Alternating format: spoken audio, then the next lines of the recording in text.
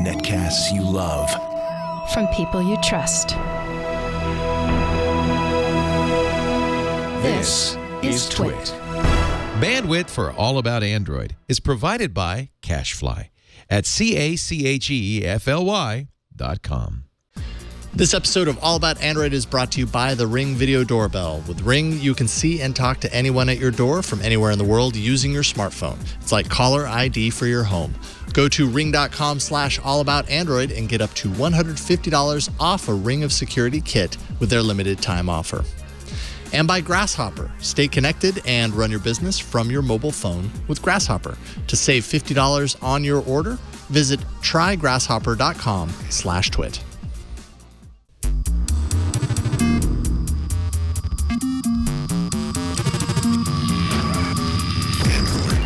Hello and welcome to another episode of All About Android. This is episode 287, recorded on Tuesday, October 11th, 2016. We're your weekly source for the latest news, hardware, and apps for the Android faithful. I'm Jason Howell. I heard the tail end of that, but that's only because you were muted, because Brian hates you, Ron. I can't believe Brian did that to me. I wasn't muted on my end. He muted me on his end. If you were in studio, Ron, I wouldn't have made that Oh, mistake. I see. I see. That was purposeful to prove a This point. is Brian just slowly exacting revenge for all the little needles over the years. But yes, I am Ron Richards, and I am. You cannot mute me. That's right. Do not. Although I can mute myself. See, this is the power that I wield over myself. You didn't hear any of that because I muted myself. Hey, Myriam. Yo. How's it going? Myriam Joire, Tank Girl. Hi, everybody. Hello. Look, Brian finally got me on TV. Woohoo! You're on TV. You are famous. I am happy that you are here because you. we've got lots of great hardware stuff to talk about. Yeah. And hardware is your thing. Yeah, I know. Thanks for having me. Yeah, always a pleasure. We have a lot of stuff to talk about. Obviously, Flo is not here. She's preparing for the day during which she will get married to someone.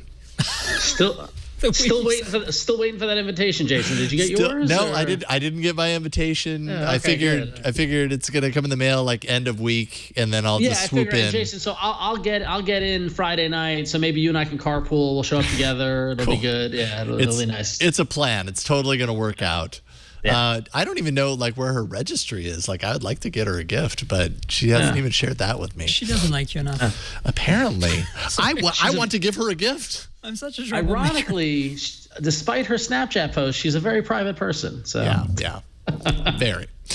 Wish Flo well. She's going to have a great weekend, obviously, and she's got a lot of work planning to do leading up to that. So she's not on this week, but we have capable hands here sitting at the table with Myriam Joire. We're going to talk about Samsung's super bad month. God, I feel really bad for them. Yeah. Because, they finally are making phones that are super top of the charts, and then boom, literally. No, don't touch it. This phone's pretty top of the charts. I'm afraid to hold it. We're going to talk about that. We're also going to talk about the potential of Google's Pixel lineup, a review of the LG V20, a look at the LG X Power. We've got headphones with Android embedded in them, which I didn't even know about until you showed up. And they're bright yellow, and they are screaming, and they're loud, and they actually sound pretty good. They sound pretty good, huh? We'll talk about that. Cyanogen getting out of the OS game. We got a lot of stuff. It's a packed busy week. Busy week. Why don't we get to it, Brian? It's time for the news. The Note 7 might light up faster than a matchbox, but will set fire to your interests with Android news. Your interests. Wow, with the special effects, Brian. I comes know. back with the bang. Dang. Good job, Brian. Good work, son. If I can call you that. I just became your dad. I'm sorry. It got awkward in here. Life goal achieved. Over the week, replacement Note 7s were being reported as combusting. So carriers began to issue statements saying they would stop selling the phone and allow for replacements of even the replacement Note 7s, which I have a replacement I have a replacement Note 7 here in studio. I'm flirting with disaster as I hold it in my hands. The Consumer Product Safety Commission reopened its investigation into the explosions. Late last night, Samsung officially recalled all Note 7s, regardless of whether they are the originals or the replacements issued after the first recall. The company has since said it is stopping production of the Note 7 entirely. In other words, the Note 7 is no more. It is done. It is done. Finito. Do we get the funeral music, Brian, or what? I think we need it because it's a really nice phone, you guys. If only it didn't explode. Because I was really enjoying using this device. And then at some point, there was a point this weekend where it clicked, and I was like, no, I will not let my daughter hold this phone and like watch a YouTube video on it. No. Once I made that realization where I was like, I'm not going to do that, then I was like, okay. That's rough. Like, I'm done. And at that point, Samsung had not said they were taking these back. Some of the carriers were starting to come around. But in my head, I was like, I'm going to call Samsung and send it back because I don't want it anymore. It's so funny because I was at work earlier today and I was talking to a coworker and we were talking about it. And he posed a question, like we were saying, have you ever seen a fail like this, like on this magnitude? And then we're talking about what it means for Samsung, and my friend posited the question, like, could you imagine if this was the iPhone 7? Like, how would Apple deal with this versus how Samsung's dealing with it, and what would the reaction be? Well, Samsung's dealing with it pretty freaking poorly, if you ask me. But I felt like early on they were dealing with it well. Early on, I was like, oh wow, they're really kind of like getting out there and kicking things off. What we didn't know is that they didn't go through the official process of a recall. And they also weren't really that hasty about it. Yeah, they were just like, let's try to not there were a lot of weasel words, and they were trying to not have to do a recall, which I'm like, come on, Yeah, so let's see here. Samsung saying shut off and return all Note 7s immediately. All carriers and Samsung can facilitate the return. Carriers, you go into your carrier store, they'll let you kind of trade over or whatever. This is interesting to me that today or the last couple of days, the shipping package has been kind of going, it's been blowing up on social media. This is the same package I got 2 weeks ago when I sent back the other thing. And I was like, man, apparently I needed to take a picture of this or shoot a video of it and post it to the internet because people are going nuts over this. But this is what they did with the original if you bought it through Samsung, which I had. So they give you gloves. They give you this box that's lined appropriately with, the gloves are weird because they're not like going to protect you from anything. If they're silicone, they will actually protect you from heat, but not like it'll conduct the heat. Right. It's just they won't melt on the phone, which is your fingers will. So that's actually an improvement. But you'll still burn yourself, which is I don't understand. Like, why don't the oven mittens is what they need? Is it to protect from like leaking lithium ion? Maybe something like that. Yeah. I did think it was weird. Like post-explosion phone. Yeah, right. That could be. I think they should have put like a big ice pick in there so you can stab the phone first so it blows up. Don't do that. And then, no one should do that. Maybe that's what we should go to the parking lot, do a video real quick. No, I just want to be done with the Note 7. My word, this is an intense packaging. It's crazy, the walkthrough. It's funny now that I watch it now. I'm like, I really should have taken a picture of this but in my mind I was like, well, yeah, it's a phone that some people have said is exploding, and Samsung gives you the packaging to make sure that it doesn't explode in transit. So it just made sense to me. So I didn't think it was a big deal. It's all good. But so honestly though, like what now? Like, so we had heralded this Note 7 as being a great phone. It was one of Samsung's best launches ever. It got rave reviews. Minus this battery issue, it's probably one of the best phones Samsung ever put out. Is the Note line dead now? Like what is the brand damage to the Note now? That's my question, or to Samsung. I would say the bigger question is to Samsung, because I think a lot of people. Like, we were talking about this a little bit on Tech News Today with Megan, and Tom Merritt was on, and like Note users are a particular bunch, right? Like there's a reason that they're getting the Note. By and large, I think a lot of those people are already like in on the Samsung thing and they're happy with it. So are they going to get another Samsung device as a result and then potentially get whatever Note variation comes down the line? I think a lot of them probably would still do that. Some of them are going to be affected by this and say, heck no with any more Samsung going forward. But a lot of those people, maybe they've had a lot of good experiences before this and they're willing to give it another shot. I think the damage is done with anyone who's never checked out Samsung before and ever is thinking about possibly getting in on the Samsung thing. I mean, to so many people, they don't understand the difference between Samsung phones and the Samsung Note 7. Like they don't draw that correlation. It's just simply Samsung Galaxy phones are lighting on fire and they're unsafe. And in their mind, that's going to be a hard thing to not think about the next time they're looking for a phone, at least for the next couple of years. Right, yeah. The next phone Samsung puts out, we're gonna hear it. It's like, it's gonna blow up. Like we're gonna hear so many bad jokes about these phones blowing up, and I think this is a really, really bad damage to the Samsung brand. For sure. Yeah, I mean, I think for me, I think you're right. The people who know the Samsung brand and know how good the Galaxy S7 is this year, will kind of like be like us, kind of shocked and saddened because we think they can make good products, and it's kind of a weird of a fluke or whatever it is. But I'm worried more about the Note brand. I think Samsung can recover, but I don't think the Note brand can recover. You think like next year a Note 8? Well, I mean, there's going to be so much scrutiny on just the Note. I kind of joked about this on Twitter, but I said they jinxed it by skipping the Note 6. Right. And I think to me, look, no, I was obviously I was kidding, but look, the reality is this: I think that that was a mistake anyway. So maybe like the branding kind of died to me when they skipped a number, because to line up the brands is silly. That didn't bother me. I understood why they did it. Why not have the Galaxy S7 and the 7 Edge and have a stylus for the Edge?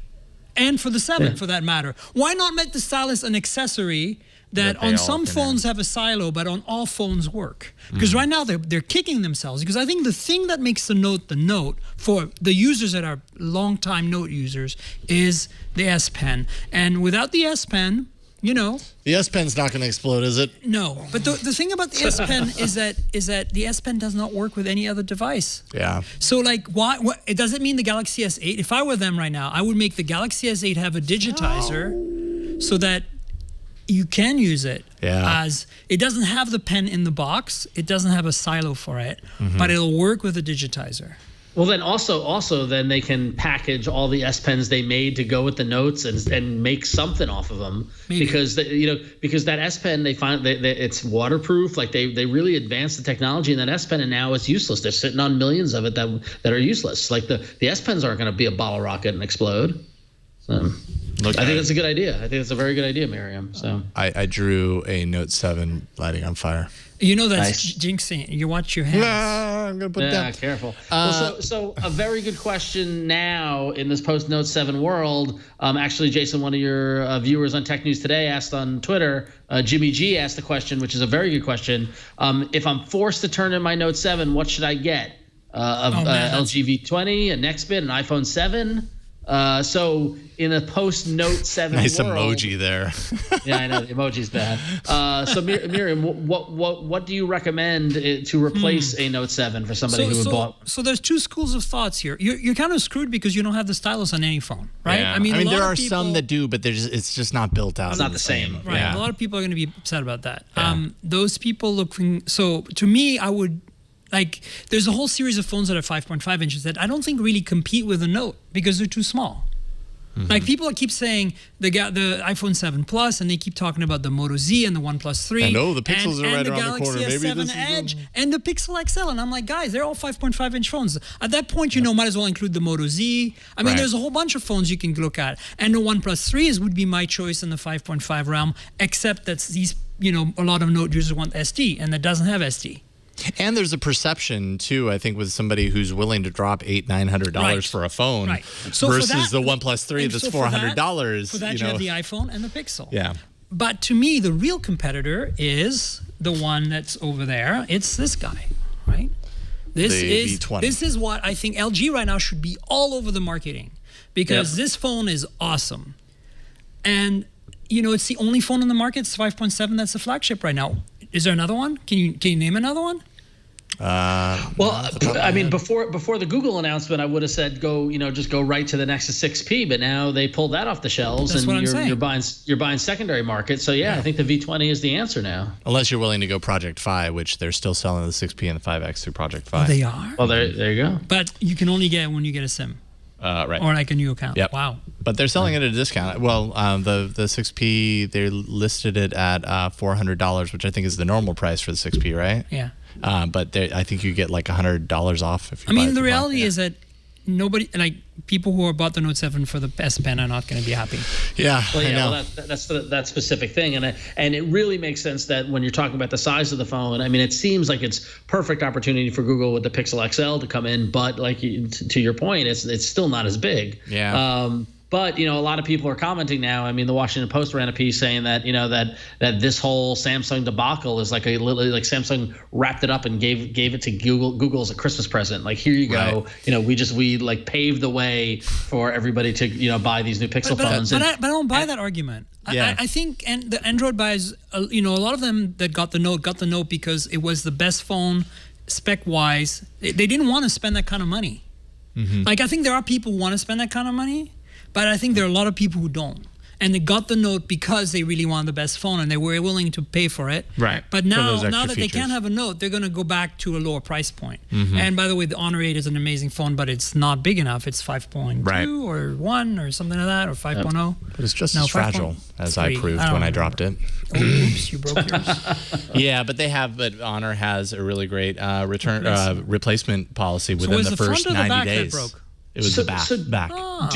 Do we start the Jason Howell drop test program where every phone Yes. comes out, you get to use it for a week, and we see how long A, it takes you to drop it, and B, what happens? I was wondering how long it was going to take for this to go into effect. But yeah, I think we probably should because I'm really bad right now. So HTC 10 was suggested. Again, small screen doesn't Yeah. work for this audience, right? Yeah. Like, I mean, at that point, you're starting to look at the G5. You're starting to look at, a whole bunch of other phones, including the Pixel normal, not XL. A lot of people that I've heard from are just T9. going back to the Note 5. They're like, well, I guess I'm going back to the Note 5. And actually, when I discussed it on G Plus with someone, I suggested the Note 5 as a backup to the Note 7 for those people. Still has a great camera. Because it's fantastic. Yeah.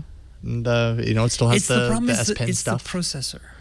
Yeah. 810, the 810, the 808. Well, and the 810 is not ancient. I mean, No, but it's not. Remember, it's not their in-house architecture, so it's kind of like for That's Qualcomm, it's not the true. best processor. But it's going to get them through the next year until the next Note that may or may not ever happen.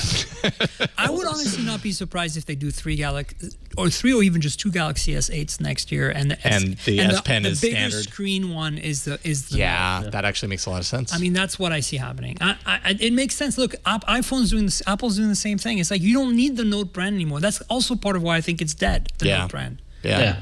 One question I have about this before we move on. I knew we were going to spend a decent amount of time talking about this, but so we've talked plenty of times for years on this show, and longtime listeners and viewers of this show will attest that we've been harsh on Samsung in the past because, or at least I know I have. Because up until a couple of years ago, it was very kind of plasticky, kind of cheap, blah, blah, blah. Well, what did you also have with that plasticky type of approach? You had a removable battery. And then what Samsung started to do in the last year that we would all praise them for, at least I did, is that they changed their design to bring some of those qualities that I've been asking for years, but at the expense of something like a removable battery. So did we bring this on ourselves? Well, see, I was actually surprised they did that with the Note last year.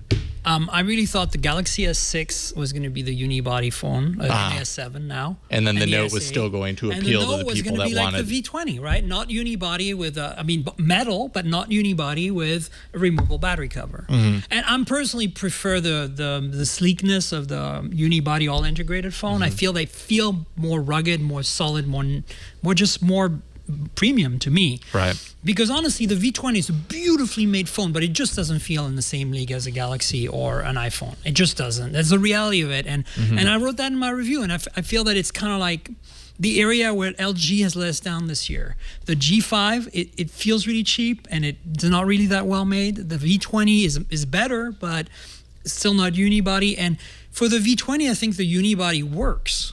Because the non-unibody works because it's really meant to be that phone that has a replaceable battery and the micro SD and the kitchen sink phone, right? Right. But there's my review on ChipCheck. Yeah, it's called a preview, but really it's because we're waiting for the US models to actually really make a review. Yep. But you'll see, I wrote 2,800 words, so it's kind of like a review.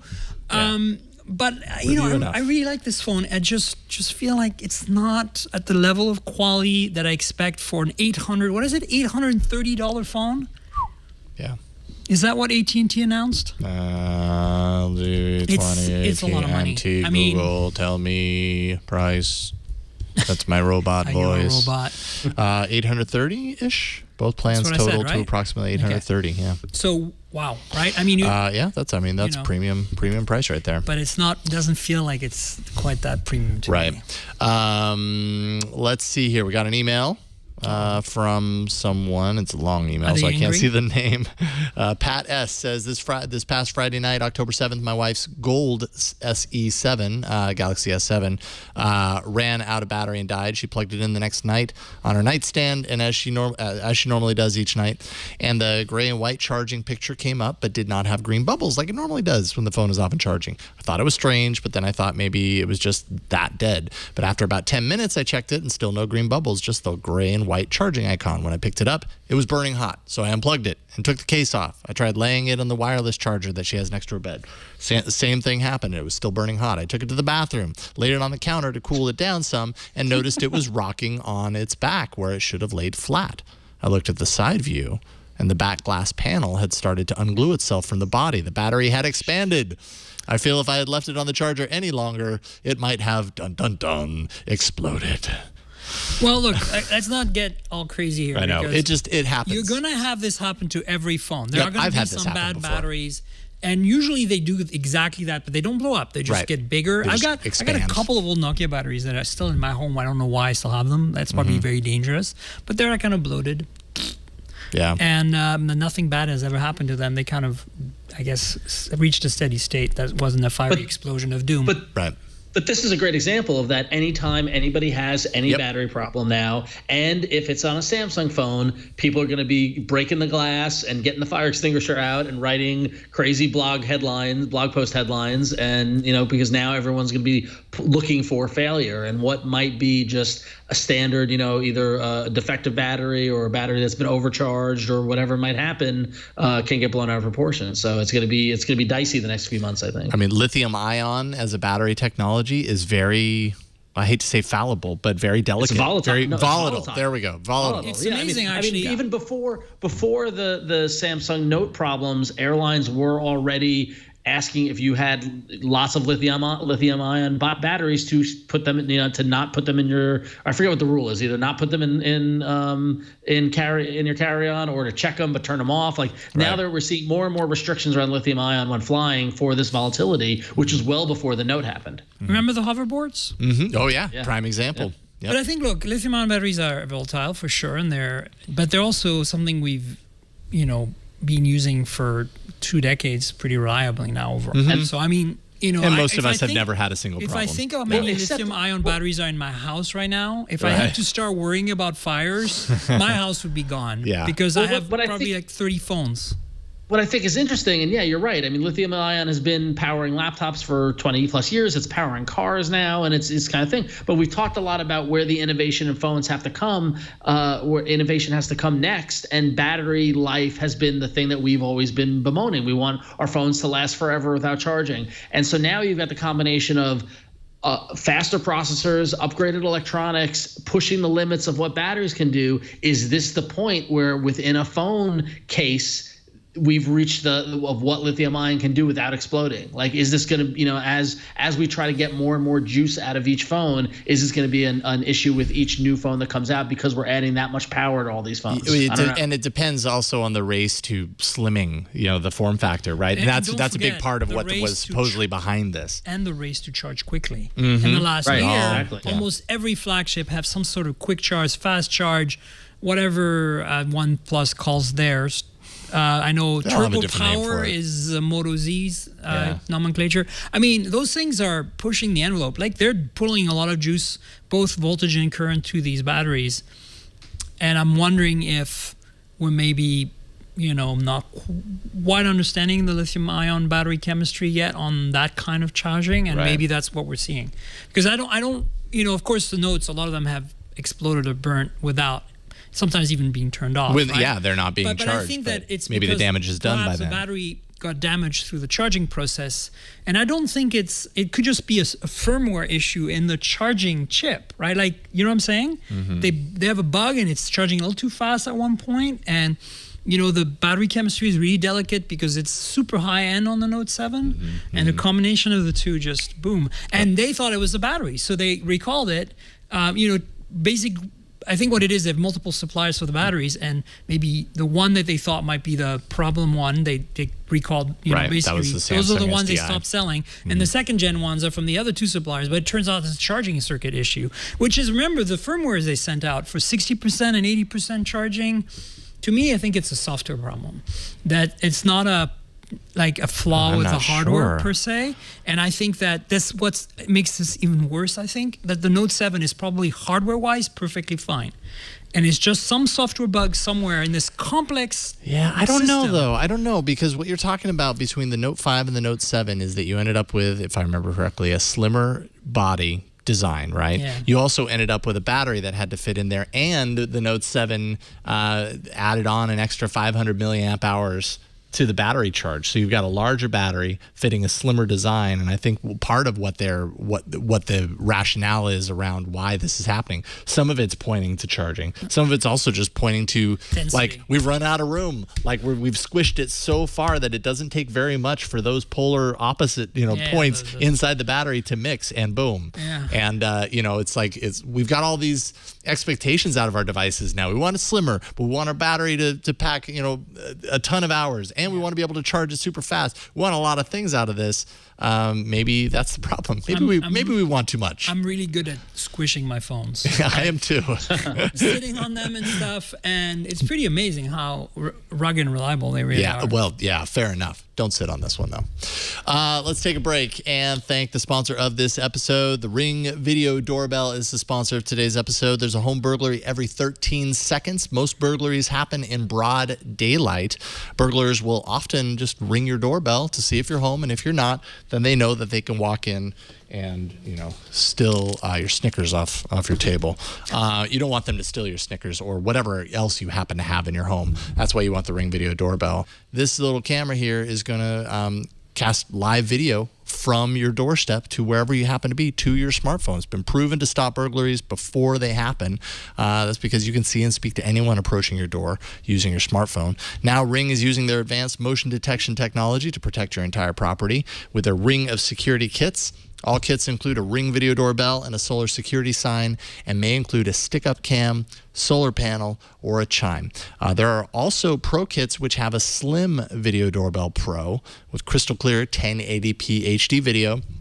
They also have night vision, which is super handy. It's hardwired, so you're never going to need to charge it. The wireless and weatherproof HD stick-up cam keeps an eye on other parts of your property and allows you to hear and speak to visitors there with two-way talk.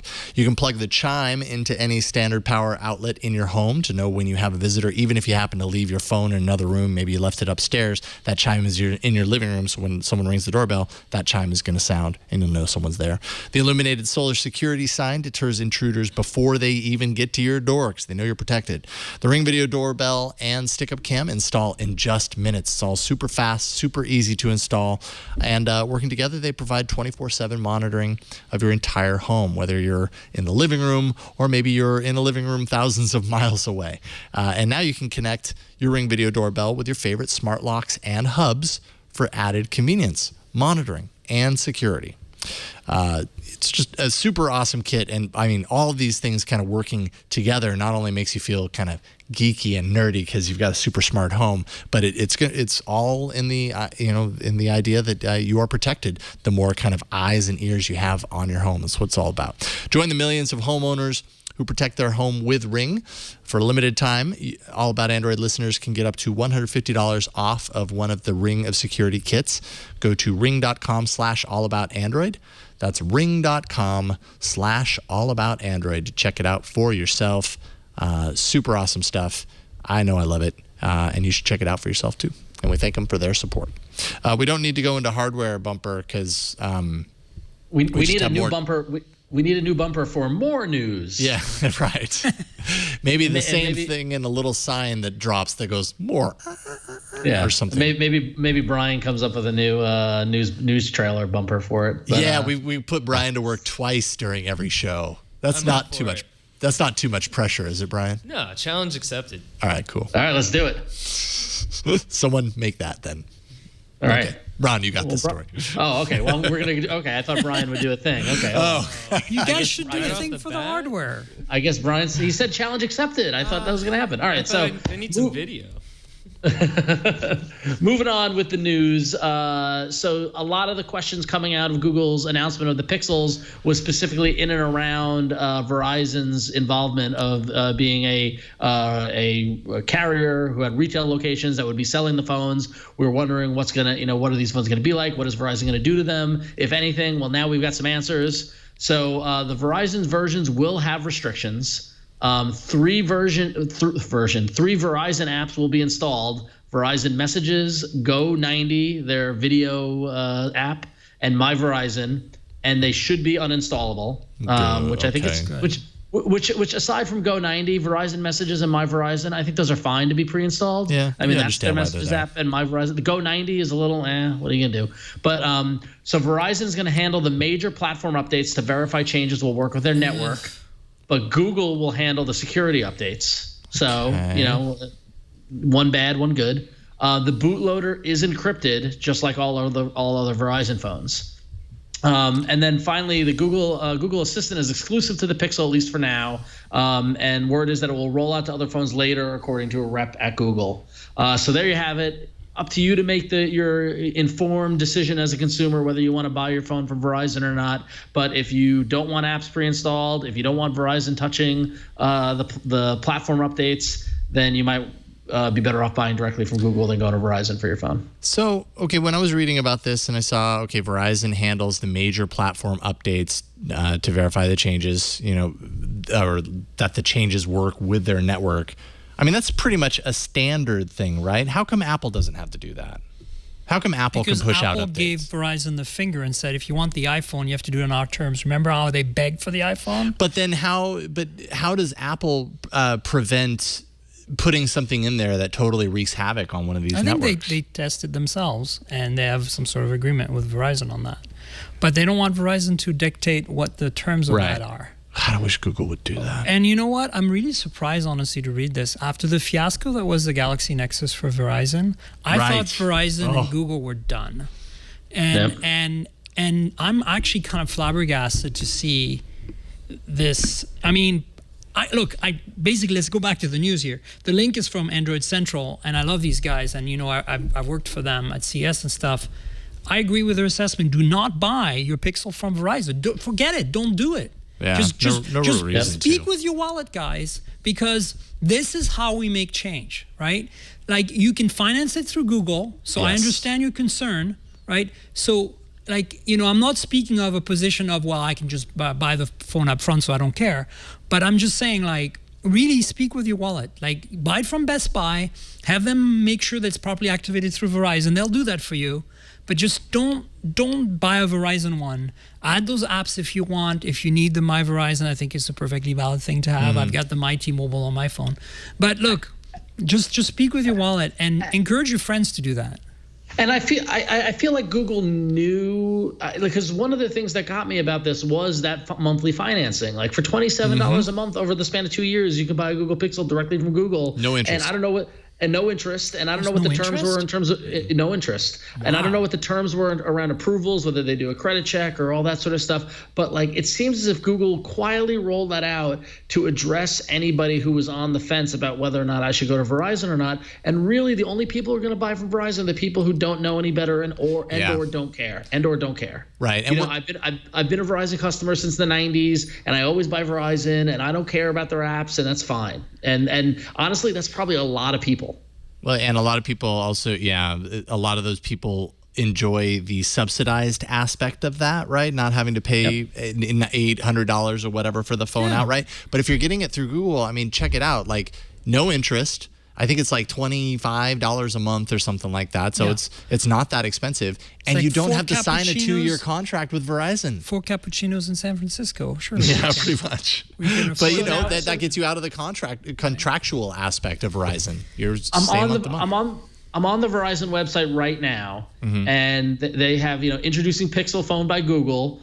Pre-order the Pixel and enjoy the Daydream VR headset on us. Plus, save up to $300 when you trade in your old phone.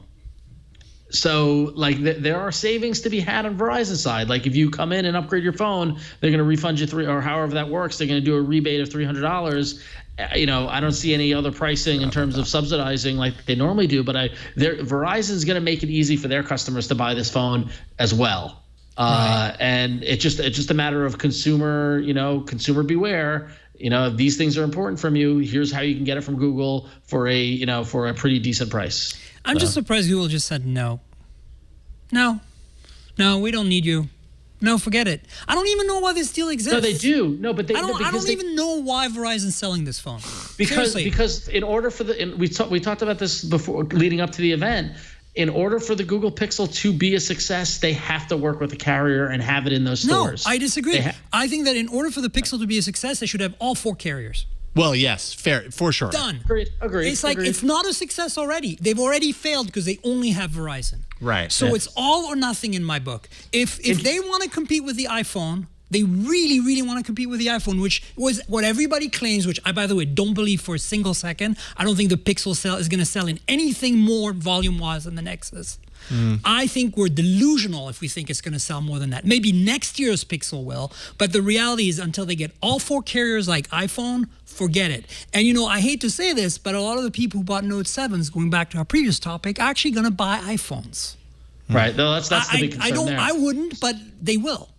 So going deeper on the Verizon side, actually, Verizon is also offering $27 per month, 0 down, no interest financing. So it's likewise on both sides. Yeah, and I completely forgot that last year, and thanks to the chat room for reminding me, Verizon got rid of contracts, so that's not even an issue anymore. So things have changed. In the time that I've started getting my phones outright outside of contracts went away, and my brain has a hard time remembering. I just think that there's this weird thing going on in the media right now. This weird delusion that the Pixel is going to be competing with the iPhone. And that's what Google wants. They want that, but I think we're so far from that. Right. And I'm the first one to want to see this happen. Don't get me wrong. If the Pixel was available on all 4 carriers right now, I'd be like, okay, they do stand a chance now. Because people can just walk in and say, I could get an iPhone, or I could get, look, this thing looks like an iPhone, but it's Android.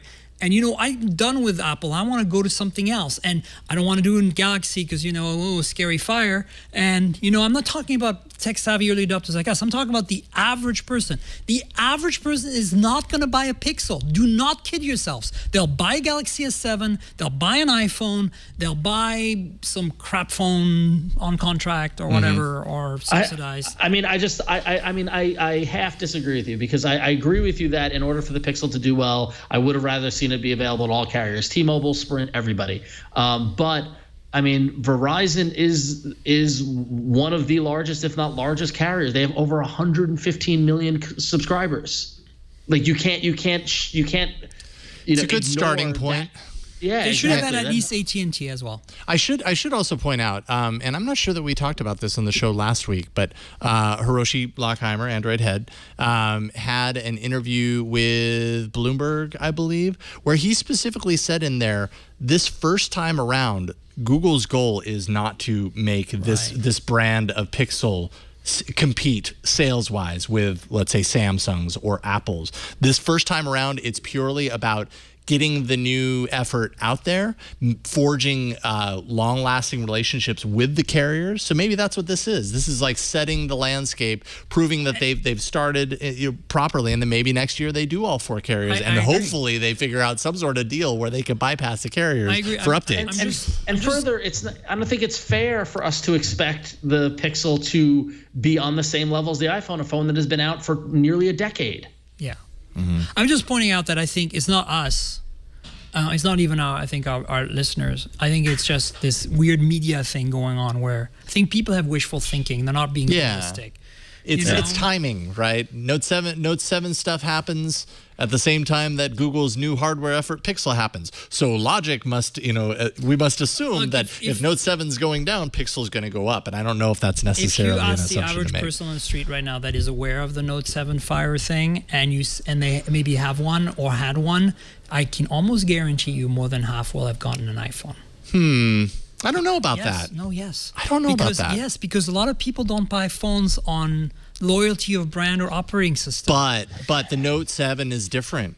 I mean, I think a lot of the people that actually buy a Note 7 are of a different kind of makeup. You know what I mean? Like, they're not just, I like Samsung, so I'm going to get the Note. Like, there's a reason. With the Galaxy S6 and Note 5 and Galaxy S7 and Note 7, the quality is so good that there are people who left Apple to go to the Galaxy brand, and those people are now going back to Apple. Well, there is that, right? And that's then, I would agree because with nobody from, I mean, very few people from Apple defect, but there's a few, and those are the ones we're going to lose, from the Android world. Right. I think anybody who's an Android user is hardcore like us. Of course, they'll know what to buy, right? They'll know what their options are. But I'm honestly thinking the person who bought a Note 7 now has to return it doesn't want to go to an iPhone. But they might not even know, like, they might think, oh, Galaxy S7, but the screen is smaller. And they might not even realize the Edge is actually the same size screen as an iPhone 7 Plus. Right. So, you know what I'm saying is, like, it's like, it's gonna be interesting to see what the market share numbers look like for this time period, to see if that theory that rebuffed Note 7 customers are just going directly over to the iPhone, or if their salespeople at their carrier stores are guiding them to stay on the. I have no idea. All I'm saying is that they're more likely to go to an iPhone for the average customer, not us, not people like listening and reading and watching in this chat room and stuff. But I think for the average customer that has a Note 7 right now, there's a much bigger chance for them to go to an iPhone than to go to a Pixel XL. Yeah. Yeah. The ecosystem thing is a big hurdle. There's a much bigger chance for them to get a Galaxy S7. Right. I think that's more likely, to be honest. I think it's more likely that a lot of those Note 7s, if they are already in on Samsung, they might do that. Before the Pixel is what I'm trying to say. There's so many different choices. I get what you're saying. Yes. I would agree with that. Right. I think the Pixel's challenged this time around. But according to Google, that's by design. So I don't know if that's just convenient. Also let's really see, because the Snapdragon 821 is really quite a powerhouse, and I would be really surprised to see how the imaging performance of these Pixels turns out to be, because, transitioning into the next topic here, visual stabilization on the Pixels is supposed to be out of this world, and we've seen something online today, right? Oh yeah, that's right. And what I'm trying to get to is, we don't know the camera. Like, the camera doesn't have OIS, but it might be the best Android camera, period. So I'm confused. Okay, so what we're talking about here is there was I think someone jumped the gun in releasing a video that was shot with the Pixel XL, and as you can see right now, it's stabilized, right? This is the software stabilization that they talked about when they announced it. It's using the gyroscope inside to kind of balance the video that you see. At this next part, he turns around and he starts running, and you see how the stabilization actually works when he starts running, and it's actually really impressive. You get little bits, so he's running right now, and check out how stable that is. That's kind of crazy. It does these little jumps, which I'm not too stoked about. I guess that's going to happen depending on how fast you are. But it does, after I look at it for a while, it does look a little like processed. You know what I mean? And not as natural. I don't know what the better of the two cases is, but look at that same video with any other phone before this. Yeah, and it would have just been bloom, bloom, bloom, bloom, bloom. Yeah, exactly. Yeah. So. Oh, look, that's impressive. That's very impressive. In the chat room, somebody posted another link. The thing, I think, I was really impressed with the 5X and 6P camera performance last year, despite the fact that on paper it didn't really have the specs. Like, didn't have OIS. F/over 2.0 is not that great. When you have F/over 1.7 on the Galaxy S7 and the Note 7, whoa. And 1.8 on the G5, G4, V10, V20, 1.9 on last year's Galaxy S6s and Note 5. I mean, we're talking about some really high performance numbers on these phones, but the 6P and the 5X last year really blew them away half the time. And I think what's going to happen with the Pixel this year is that it's the same thing. We're going to see a quantum leap in just software processing on the camera that kind of makes the specs irrelevant. Yeah, right. And in the same way as the specs, I still find that the 6P, half the time I just go to my 6P because I know I'm going to take a good picture every time, kind of like an iPhone, right? Whereas even on the Galaxy S7, even on the G5 and V20, sometimes it's just like, oh man, I didn't get that right. Right. But when it works, it looks good. But sometimes you just don't get it right. It's phenomenal. Yeah. It's like the HTC 10 is another one. On paper, the HTC 10 has better hardware specs on the camera than Galaxy S7. Mm-hmm. And yet, that doesn't always tell the whole story. But it's not amazing. Yeah. So I think that's what we're going to see. And I'm actually really looking forward to get my review units to really put that to the test. Because I think then, once the reviews are out and we can say, look, this is really the second time in the history of Android cameras that we really have a quantum leap, the first time being the Galaxy S6, I would argue. Mm-hmm. Then maybe the theory of me saying that people are not going to pursue the Pixel when, is going to be wrong, and maybe they'll be really successful. I want them to be. I think this is the wave of the future. My biggest concern about the Pixel, since we're talking about it, is what does that really mean for the Android ecosystem? I mean, I'm not sure how much of a discussion you've had on that, but what does it mean to Samsung and LG and HTC? It means because really the reality is, I've been a big advocate of this for many years now. Mm-hmm. I've been saying that the pure Android experience dictated by Google is the way to go. That in an ideal world, I really think we would be better served by a vertical ecosystem like what Apple has in the Google universe. And it doesn't mean that Samsung can't make phones, but I want to see it more restrictive. I want to see it more like Chrome, the Chromebooks. I want to see it more like Android Wear is, where you really can't modify the software. Mm-hmm. And we're not there. And I'm wondering how much it's going to change, how much Pixel and Pixel phones and the fact that Google's making their own hardware is going to change the game for the rest of the industry in Android. Especially if the AI, which by the way, the AI is the biggest deal, right? Like if you guys don't understand this, forget your phones, forget anything you have in your tech universe right now.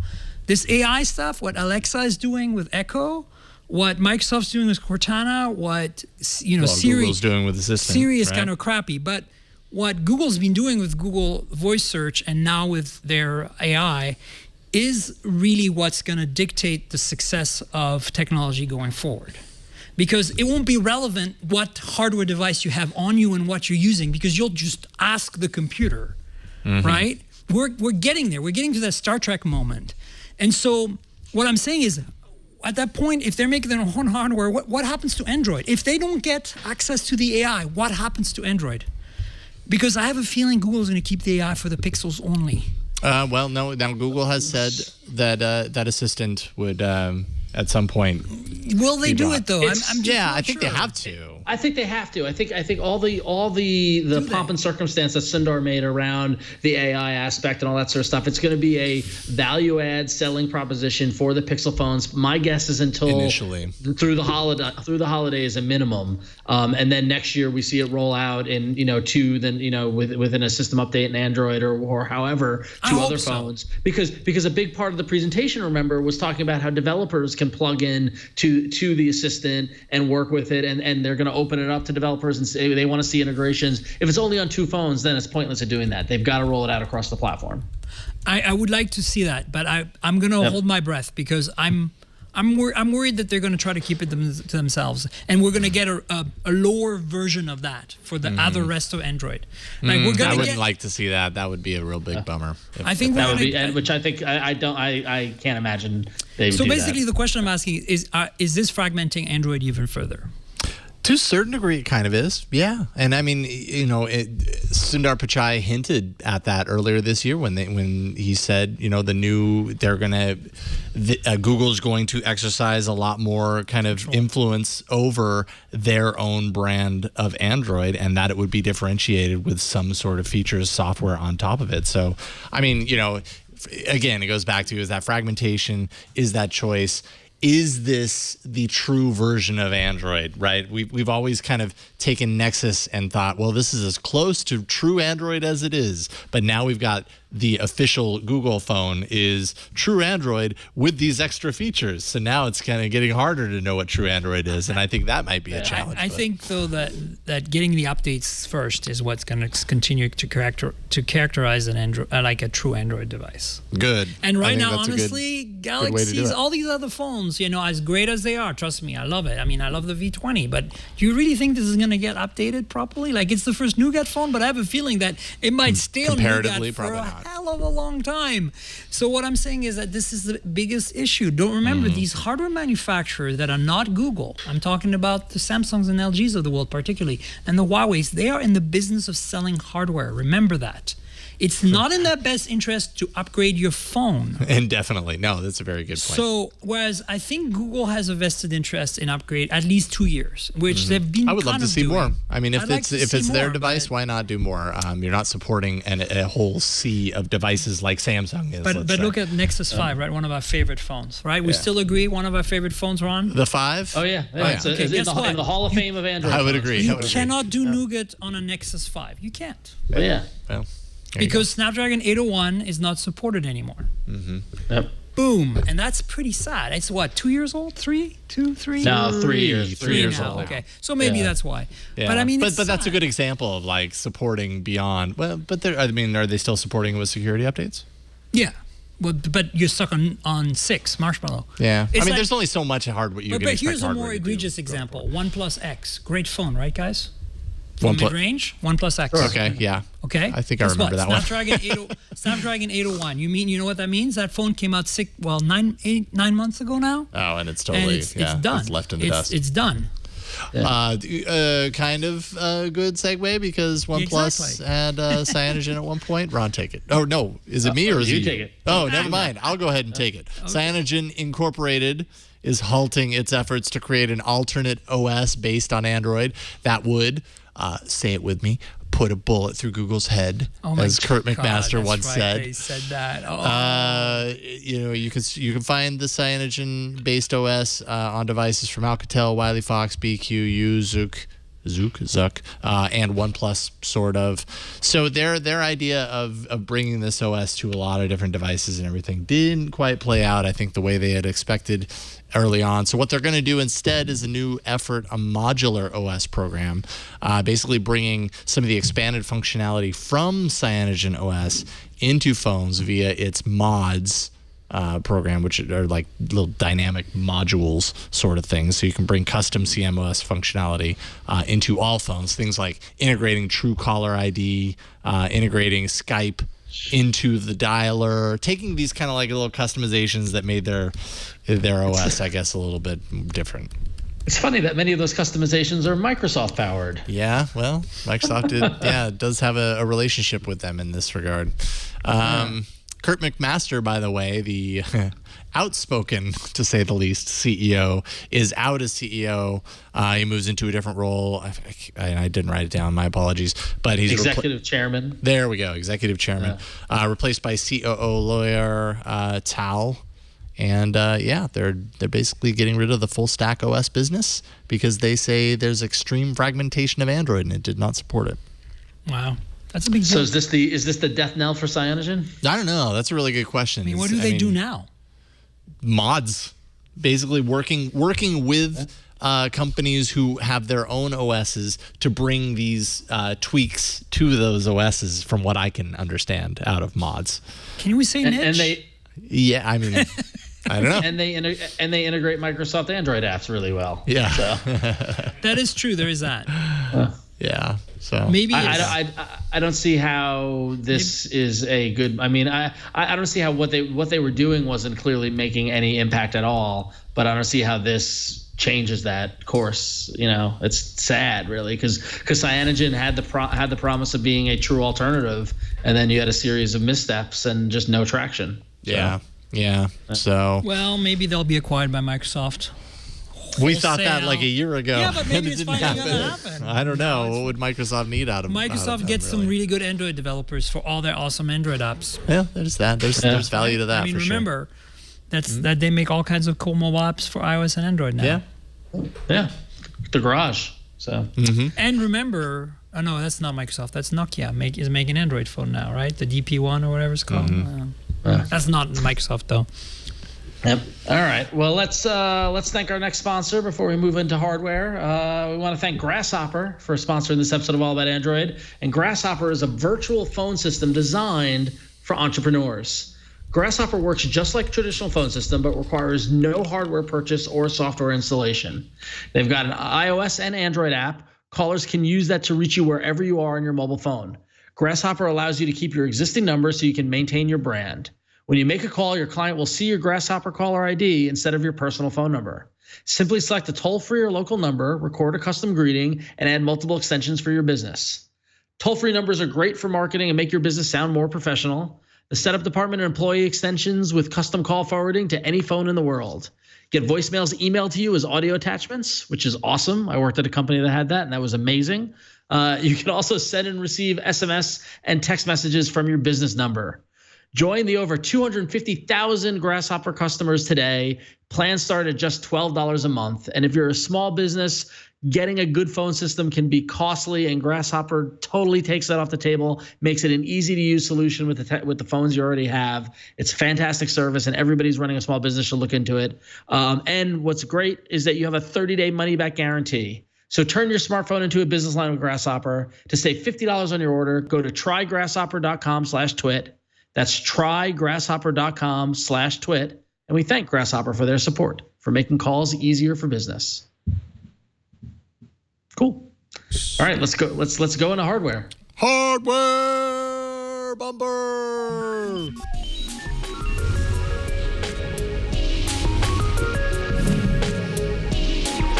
In our show filled with segments totally out of order and everything, but you know what? It just worked out that way. And even though we've already talked about hardware, though, right? Was that? We did some pretty. I know it's got flow to it. It's got the rhythm. Cyanogen one. It's got a high-tech sound. It's going to move your body down to the ground. It's got Poindexter on the violin. I just saw that yesterday. The other day on Sunday. Yes, I was at a pinball tournament, and Revenge of the Nerds was playing on the TV, and it was awesome. So Booger Presley on the mean guitar and a rap by little old me Lamar. We got Takashi beating on his gong. This is really good. And the boys in the movies will be clapping along. Wow. I'm very impressed that you have that memorized. That's amazing. I saw that movie many times when I was younger. Wow. It's a good movie. Good job. Anyways, so you got some hardware to show off. I get some. I always get some. We already talked a little bit about the V20, so we don't need to spend a lot of time on it. I mean, but what are your kind of like overwhelming thoughts? Brian, if you want to put out the review app really quick again. I mean, basically, guys, it's a really good phone. It's a flagship large phone. Right, there you have it. I have it here. And I can also show it. You've got the silver version here, which is nice. Nice flagship. It is metal, but not unibody. What I mean by that is you can remove the battery cover. Underneath is a plastic chassis. These end caps, top and bottom here, are very high density plastic. So it's mil spec. You can drop this thing. Supposedly, I've tried it. It's pretty good, and it doesn't break. The glass I love the doesn't break mechanism, easily. the battery mechanism. Mine is a little wonky. Oh, like mine is a little. I have to really press hard to close mine. Oh. But probably my batteries or something. I don't know. Maybe it's expanding. Who knows? No, I'm joking. But look, anyway, read my review. It's a great a great alternative to the Note 7. I think probably the closest alternative to a Note 7 that you can get short of the stylus. You've got the little thing up here with the little extra display. And you can configure that to show different things. You can also have the music player up there. Like on mine here, I have the music player. So, if I'm playing music, play media to control. Oh, okay. You can see it. So if you were playing, then you get your music controls. So then you can customize which of these icons are shortcuts in the settings. The time, you can have it. And if it's on, you can actually have like... the next appointment, your favorite people you can put there, so you can just have one click to dial, and your favorite apps as well. So look, the second display is a bit of a gimmick, like it was on the V10, but I think that it flows well in this phone. I mean, you kind of get used to it, and it doesn't seem like to be in the way or anything. Although I keep going up there to pull it down. But the notifications get shown up, which is really cool, right? It shows you the notifications on there. Ah, that's nice. Which when you're in full screen mode, a new notification that comes in actually just pops up there and doesn't take up space on your screen. Cool. I'm running the Google Now launcher, so it's not incompatible with other launchers, by the way, the screen. The camera is basically the same as the G5, but you get manual mode in video like you did in the V10 last year. So if you're a video person, this phone is killer. If you want to do high quality videos, this is the way to go. And the other thing that really stands out on this phone is the audio quality on the headphone jack. It has this quad DAC hi-fi thing, and it seems like a gimmick, but if you actually use it, it's unreal. It's an LCD. It's an IPS panel. Both of them are. Basically, it's one panel with two different backlights. and it can turn on and off either backlight. So anyway, the audio on this is, I thought the HC10 had the best audio on any phone. If you guys are into audio, like, you'll be blown away. It's mind-blowing. It's like you need to get the best headphones you can, plug it into the headphone jack. It has one. I actually just got this today from LG, and they sent me a pair of Bang and Olufsen don't worry headphones. about that. Don't ignore those. Okay. I'm like, pull out a $500 pair of headphones, like Sennheisers or something. Like really high-end Beyerdynamics or something. Plug them in, and you'll be amazed at the fact that A, it can drive them distortion-free really loudly, and B, the quality of the DAC, the noise floor is so low, the dynamic range is so amazing. I mean, it's just mind-boggling. It really is. It can even decode DSD streams. I don't know if you know what that is. It's from SACD streams. Oh, okay. So it's capable of a direct, direct stream digital, which is Sony's proprietary kind of pseudo-proprietary encoding for the SACD, which is super high quality. I've been pretty happy that manufacturers more and more are paying attention to the high bitrate, high quality. Get a nice DAC in here for audio files. And the cool thing is a nice that bonus. Not a lot of people, I think, appreciate it, but the cool thing is that it's a toggle in the settings. So if you don't turn it on, it still plays back, a slightly lower quality circuit for output. So you can't drive the fancy headphones as well, and it doesn't sound quite as nice, but you save a bit of battery because this chip is made by ESS, and it's going to draw a little more juice out of your battery, right? Got it. So they have a way to completely disable it in the settings, which is really cool. Cool. All right. And the B&O buds are okay, but they're not mind-blowing. I mean, seriously, guys, I have Etymotics and Shures and stuff. These are okay. They're, Exactly. Audio snob is going to snob. That's me. Totally. But I'm not snobbing. Like, what I'm saying is I'm serious when I say this is up to really high standards. Nice. So if you're really into audio, you'll be really impressed with this guy. Cool. I can't wait to put it through its paces over the next week or two now that I'm off the Note 7 train. And speaking of LG, I've got another phone here. Oh, okay. What you got? It's called the X Power from LG. Let me log myself in. And this thing is $100. Can you bring up the? So it's an LG phone that costs $100. Is 7.9 millimeter thick. Is, as you can see, has a scratch on the back already, but it's plastic and it's pretty nicely made for a $100 phone. What's great about this phone is that it's got a 4100 milliamp hour battery, and it claims a 2-day battery life, which I've managed to achieve pretty well so far in my limited use. It's the first phone on a carrier in the US that's branded for a carrier, in this case Boost Mobile or Sprint, that has a MediaTek processor and octa-core. I've got the specs here. The Fire tablet line. So it's a 5 point. Let's see, what are the specs? 5.3 inch IPS display. 1080p. It's got is it 1080p or 720p? It says 1080p. Wow. Not bad for $100, yeah, right? Not bad at all. 8 megapixel camera, 5 in the front. Remember this, there's 2 versions of the phone. There's an international, which has slightly better specs, has a 13 megapixel camera on the back. But the US has 8 in the back, 5 in the front. The camera doesn't even have HDR, so that's where they save some money. I mean, it's nothing to write home about, but I was impressed that you can buy a phone from a carrier. Oh, it doesn't have removable battery either. Okay, well, but it's 4100. But it does have micro SD. That's 4100, so it's and 4100 micro SD, and it's pretty it's pretty well made, and it's attractive looking for a $100 phone. So I guess they're getting better, those $100 phones. $100 for this phone, not bad. Yeah, and, right. 2 gigs of RAM, 16 gigs of built-in storage. So it's actually usable out of the box, which is kind of amazing too. LTE, of course. No NFC, no fingerprint reader. By the way, it's the Google Now launcher on here, not the LG launcher. But anyway, I don't want for $100 you got to make sacrifices. The reason, I mean, honestly, normally I wouldn't care, but I asked for them to send me one just because I had a really hard time believing that it would last 2 days. But I think it's going to do that because with the MediaTek and that massive battery, I think it's fine.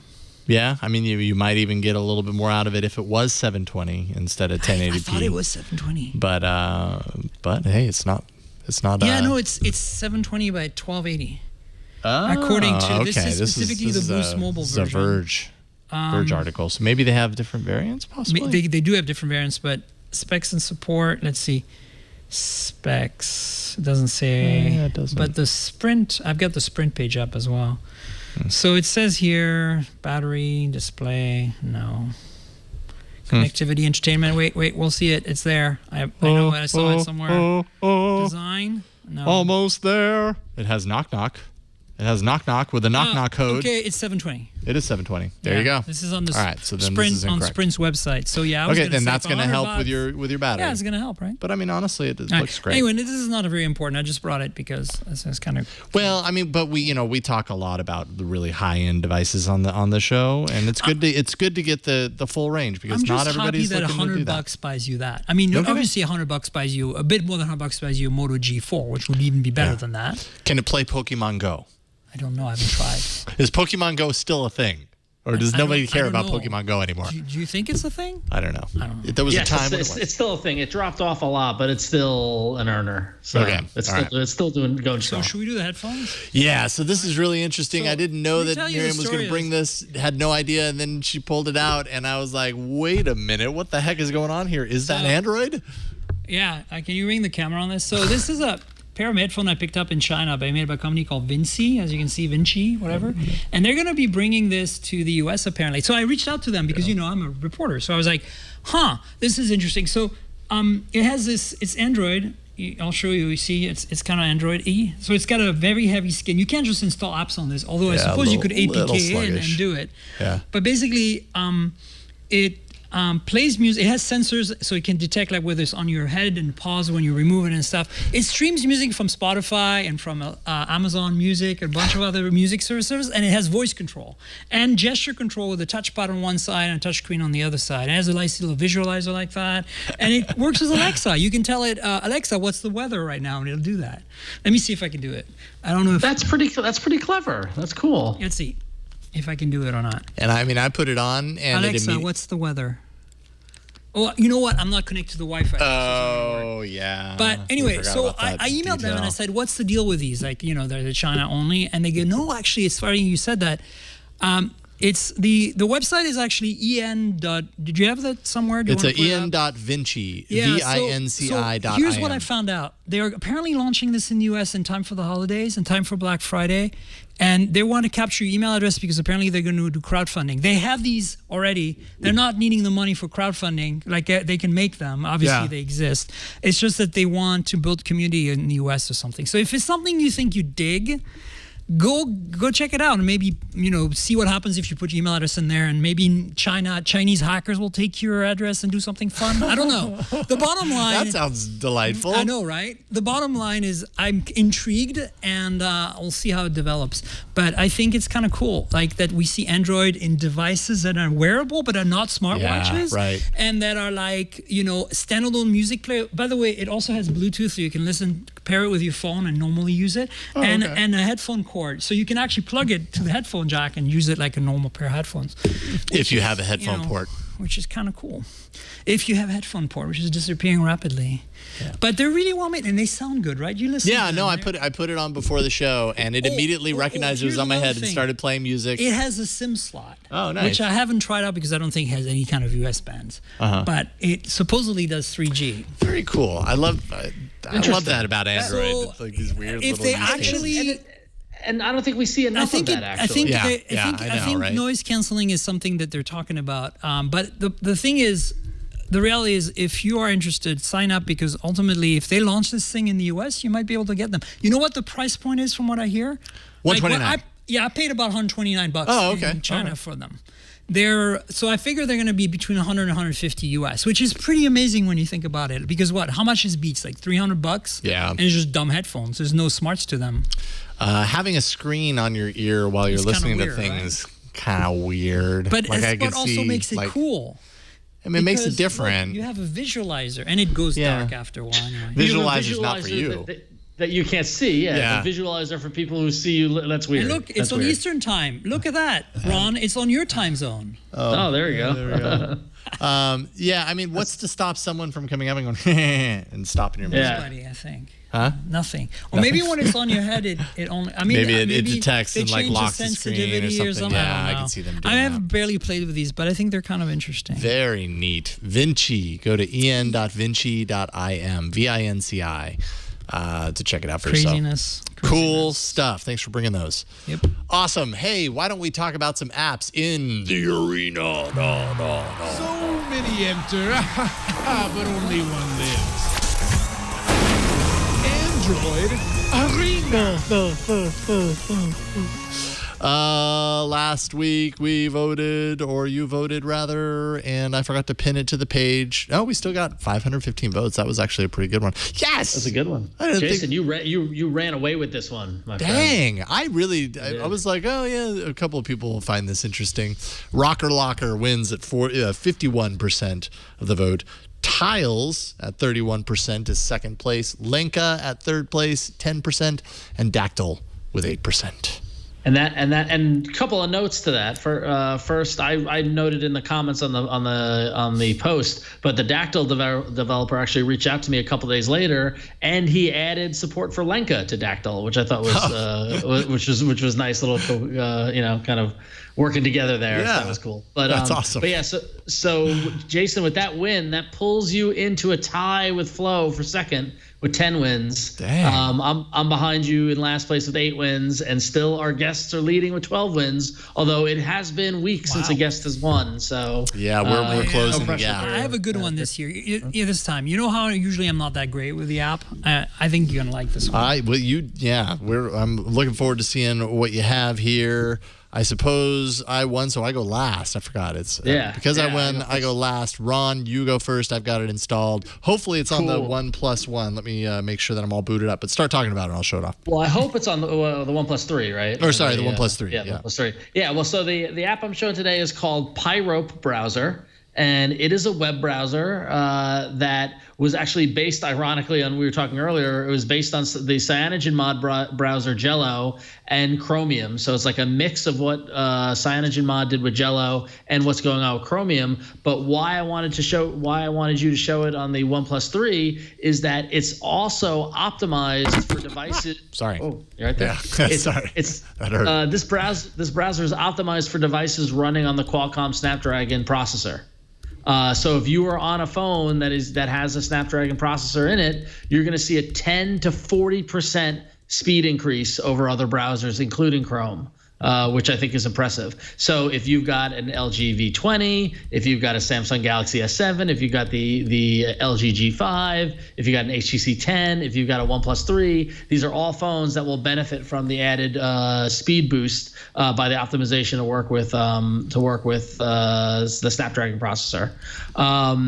Additionally, it's got all the things that we look for in a browser. It's got incognito mode. It's got a power saving mode. It's got a night mode that allows you to invert the screen. It supports background audio, so you can play video content in the browser and go use another app, and the audio will keep on playing. It's even got navigation, edge navigation, so you can swipe left and right to go forward and back.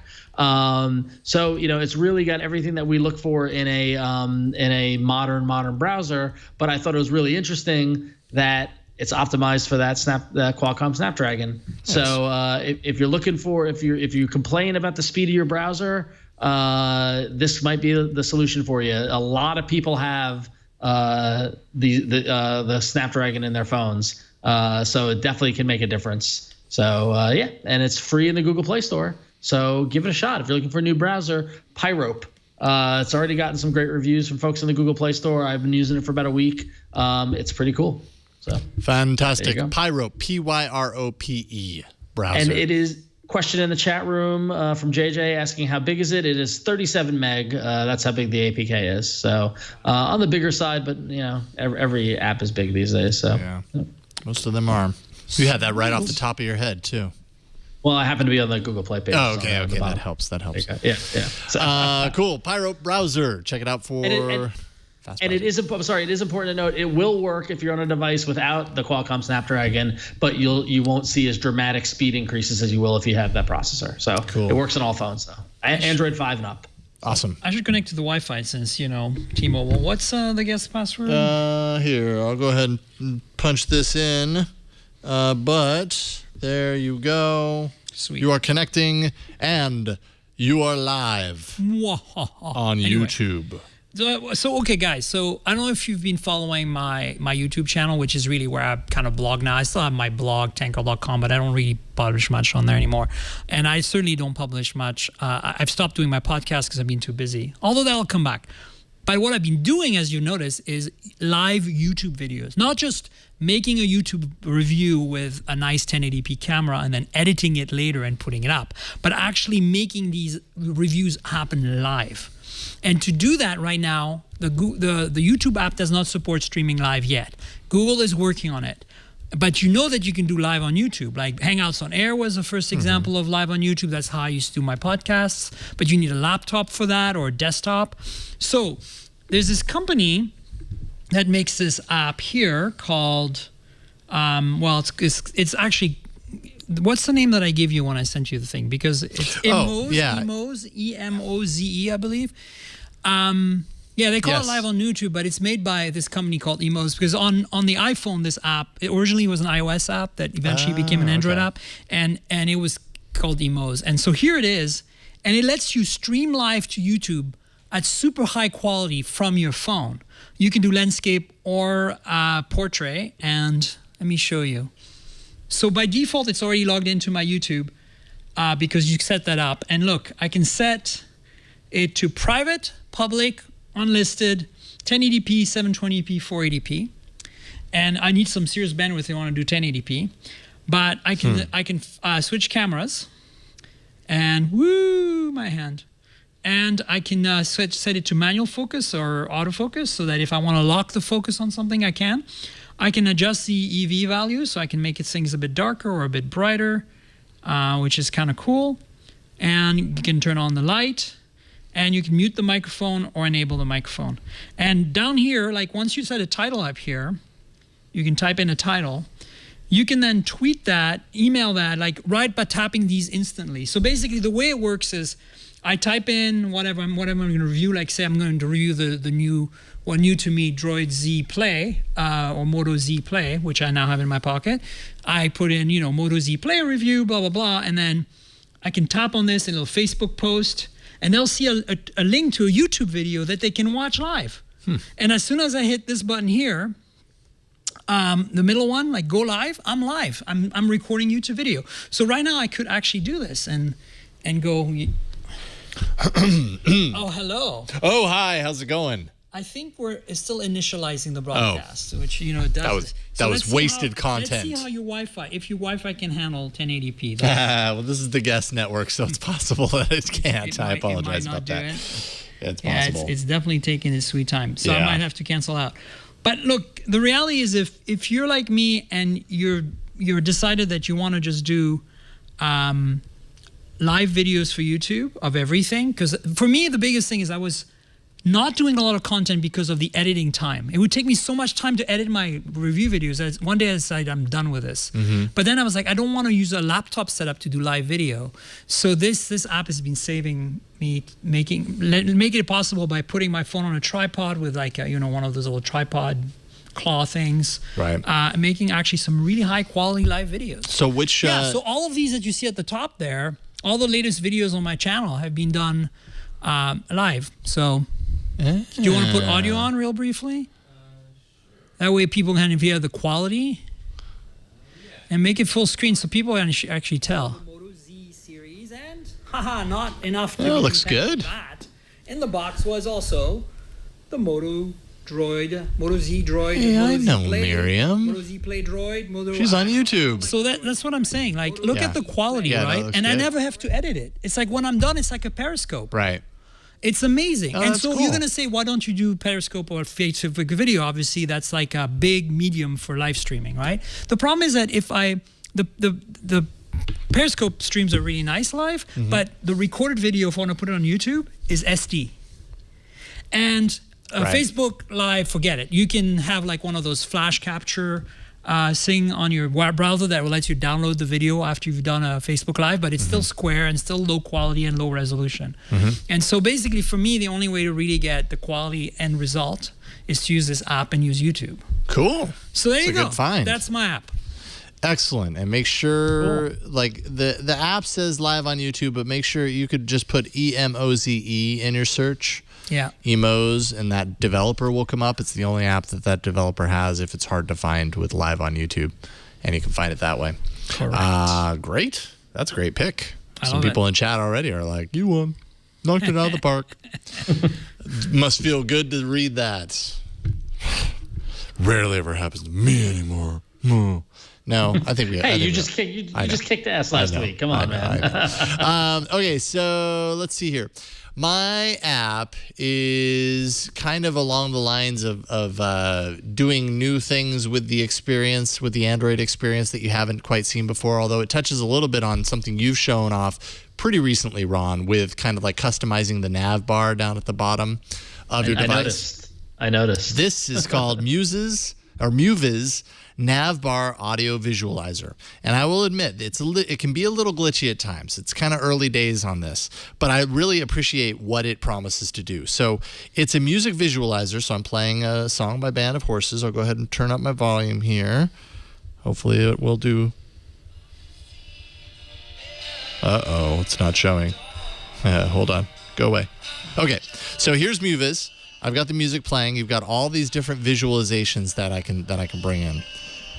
And this can be layered down onto your nav bar, essentially. So it just brings like a music visualizer into your nav bar. And what's fun about it is you can go into any of these and really kind of get pretty geeky with it, right? Like you can... And I paid for the extra version. It's $1.99. Gives you access to all these other different types of visualizers, different things that bounce up and down. You can, make drawn lines or bar graphs or whatever. You can edit the colors. You can make it kind of wider versus thinner, which is what I have right now. Spread it out, which is basically like the kind of the audio information, kind of the resolution of it, let's say. This would be less resolution. This would be more resolution. And the height, which I kind of wish it would go taller. Let's go ahead and use this. And then I'm going to go down here and play a track here. And hopefully it's playing. Do I have music playing at all? Apparently I don't. I'm playing like the most calm music ever. So my apologies. And then I'm going to kick it off here. And, did I lose it? Well, whatever. I'm going to go live. There it is down at the bottom. Like I said, it's a little buggy right now. And I'm hoping that because it's early days, they just released it not too long ago, that they're going to kind of tweak it and everything so that it'll kind of push and stay down there. I had I don't know. I feel like it was kind of like 50-50 results. Sometimes it would kick on when I played a song. Another time later, I would go to play the song and it wouldn't automatically go on here unless I went into the app and actually sent it live. So that's a little bit of a bummer. But I like where they're headed with it. And I don't know. It's kind of fun to play around with it. And I see the potential here. But maybe it's just a little too soon. Maybe I should have waited a couple of weeks. But maybe this is the kick in the pants that Muviz needs to make it even more awesome. And there you go. It's called Muviz Nav Bar Audio Visualizer to bring some audio visualization down into your nav bar, if that's your cup of tea. Even more. Aren't those nav bar mods fun apps? They're a lot of fun. I know. What a great idea, Ron. Yeah, to play with space where you didn't previously have it, it's a blast. Yeah. Exactly. Now I need notifications down in my nav bar. Yeah. That's totally what I need down there. Oh, right. I'm sure somebody does that. I'm sure somebody's doing that. Maybe not. Maybe that's a bad use for that space. That's dangerous. Let's see here. bit.ly/AAA vote 287. bit.ly/AAA vote 287. Check in on that. Place your vote. Is it Muviz? Is it Pyro browser? Is it live on YouTube? Place your vote. We'll check in on it next week and see where we end up. And maybe the guest will continue the lead.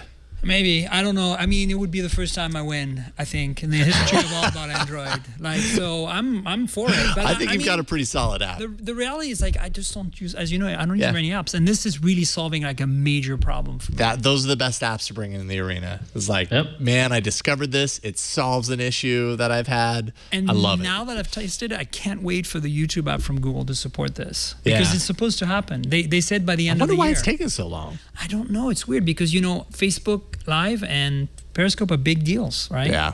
And imagine doing it in 1080p with potentially up to 1080p with the quality of a YouTube video. I mean, wow, right? Right.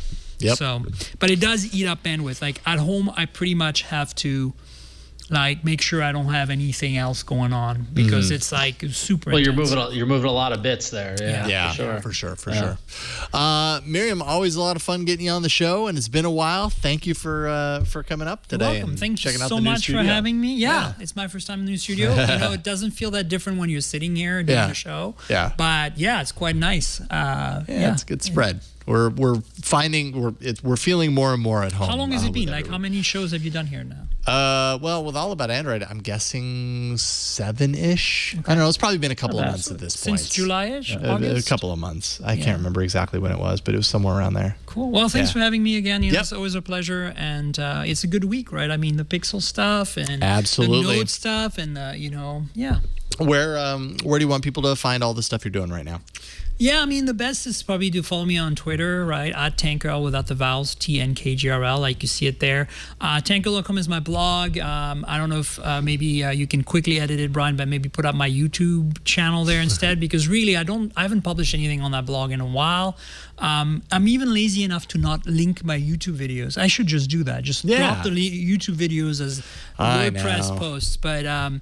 But I mean, look, just you know, if you Google Myriam Joire, my full name, and YouTube, you'll find my channel. Excellent. It's under my real name. No, I couldn't get Tankrl. It was taken. And this is years ago, right? There it is. That works. Thank you. Awesome. QRPKGRL. Yeah, I don't know. I just picked what does something. that mean? I don't know. I don't remember. I made up something clever. All right. And it was a long time ago. But Right anyway. on. Excellent. Well, thank you, Myriam. Thank you. Always a lot of fun. Ron, what you up to? Not much. Actually, I'm up to a lot of things. Super busy, but always having fun, enjoying doing the shows here. And I'm going to be on TNT tomorrow, That's right, Jason? That's right. Yep. So tune in, talking about the latest in the tech world tomorrow with my buddy Jason. And you can follow me at go to about.me/RonXO. You can pick up my Twitter and Google Plus and Instagram, all fun stuff there. And have started recording a new podcast. It's going to be coming out in about a month. So I'll be when we're ready to launch, I'll be there promoting it. But it's coming. I know I teased it a few months ago, but we've started. So it's coming soon. So stay tuned. Can't wait to hear the details. Awesome stuff. Brian, what about you? Well, I've been pretty busy doing live events lately. Did IFA, then Maker Faire. I was in your kind of vicinity, Ron, but never had a chance to come visit. Sorry, but that's all right. I was tied up. And it was a horrible weekend this past weekend with the weather. Oh yeah, I was really frightened on Friday. I didn't think we were gonna make it, but anyway, I do Know How on Thursdays with Padre, but he's actually in Rome right now, so everything's pre-recorded, but still putting out shows, and you can follow me on Twitter at cranky_hippo. Excellent. Real quick, sorry, I'm trying to pull it up. Twit is on the Amazon Echo. We have flash briefings on the Amazon Echo. So cool.